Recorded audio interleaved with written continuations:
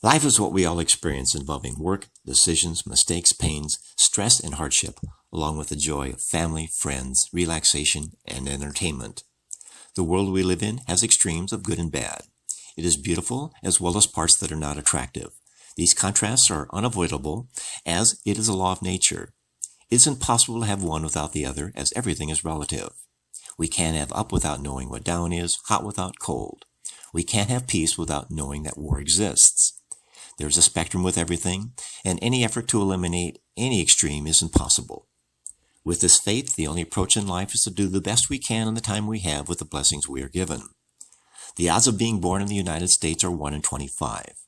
We are already more privileged than 96% of the world. The United States has the richest poor in the world. And as with everything, someone has to be number one, and we are it. The question is, do we want to continue to be the leader of the world, or do we want the rest of the world to catch up with us?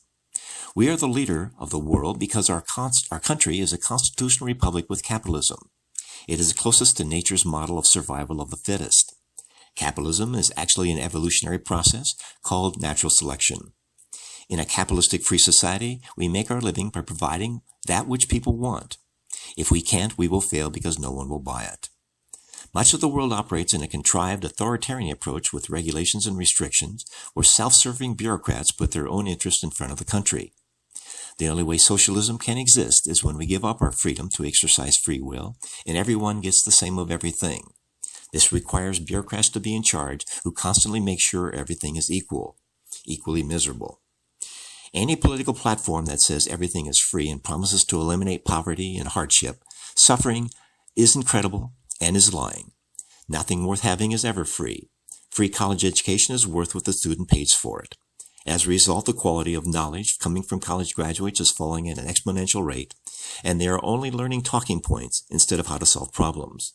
The case in point is some of these politicians who graduate from these prestigious colleges are making ridiculous statements regarding their approach to solving problems. If the political party wants to give everyone a free college education, then demand the colleges eliminate tuition. This will never happen because these colleges are breeding grounds for future liberals and socialistic, amoral, political correct disease, and has infected the country, and they need money from the tuition to promote it. This is the only way the liberal elite can spread their propaganda into society, and they want us to pay for it and not the student. Logic, common sense, competition, self-sufficiency is the last thing they want, as this sort of society is uncontrollable.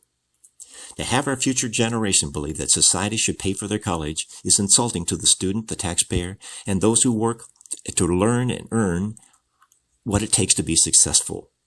The real insult is the hypocrisy of the agenda of the liberal elite, who need these colleges to groom future leaders into this sort of thinking in order to carry on this fraud at our expense. This is Keith Kuby wishing you the best in making the world a better place.